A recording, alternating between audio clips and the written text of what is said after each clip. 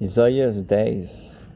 Ai dos que decretam leis injustas e dos escrivões que escrevem perversidade, para prejudicar os pobres do juízo e para arrebatar o direito dos aflitos e do meu povo, e para despojar as viúvas e para roubar os órfãos.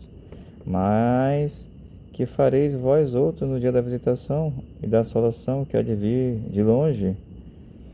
A quem recorrereis para obter socorro, e onde deixareis a vossa glória sem que nada ou se abata entre os presos e caia entre os mortos?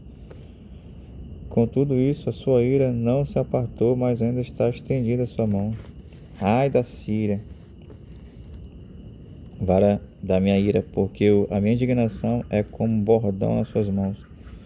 Enviá-lo-ei contra uma nação hipócrita, e contra um povo do meu furor lhes darei ordem para que lhe roube a presa, e lhe tome o despojo, e a ponha para ser pisado os pés, como a lama das ruas, ainda que se não cuide assim, nem o seu coração assim imagine, antes no seu coração e tente destruir e desarraigar, não poucas nações. Porque diz, não são meus princípios todos eles reis? Não são meus príncipes todos eles reis? Não é Calnon como Carquemix, não é Amate como Aspade, não é Samaria como Damasco? A minha mão alcançou os reinos dos ídolos, aquele que suas imagens de escultura eram melhores do que a de Jerusalém e a dos que de Samaria. Porventura, como eu fiz a Samaria e aos seus ídolos, não faria igualmente a Jerusalém e aos seus ídolos? Por isso acontecerá que, havendo o Senhor acabado toda a sua obra no monte Sião e em Jerusalém, então visitarei o fruto do arrogante coração do rei da Síria e a pompa da altivez dos seus olhos. Porquanto disse, com a força da minha mão fiz isso, com a minha sabedoria, pois sou inteligente, e removi os limites dos povos e roubei os seus tesouros como valente, e abati os que se assentavam sobre tronos. E achou a minha mão as riquezas dos povos, como a ninho e como ajunta os ovos abandonados, assim eu ajuntei toda a terra, e não houve quem movesse a asa e abrisse a boca ou murmurasse. Porventura gloriar-se-á o machado contra o que corta com ela, ou presumirá a terra contra o que puxa por ela, como se o bordão movesse aos que se levantam, ou a vara levantasse o que não é um pedaço de madeira. Pelo que o Senhor dos Exércitos fará desfinhar os que entre eles são gordos, e debaixo da sua glória ateará um incêndio como incêndio de fogo, porque a luz de Israel virá a ser como fogo, e o seu santo como uma labareda que abrasa e consuma os seus espinheiros e as suas sarças em um dia. Também consumirá a glória da sua floresta e de seus campos férteis, desde a alma até os corpos, e será como quando desmaia a porta-bandeira. E o resto dos árvores da sua floresta será tão pouco que um menino os poderá contar.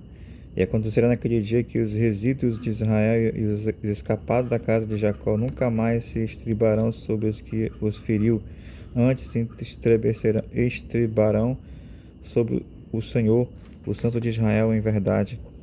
Os resíduos se converterão, sim, os resíduos de Jacó, ao Deus forte, porque ainda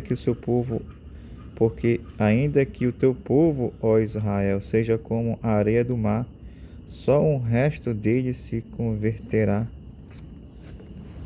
Uma destruição estará determinada, transbordando de justiça, porque determinada já a destruição, o Senhor Jeová dos Exércitos a executará no meio de toda a terra.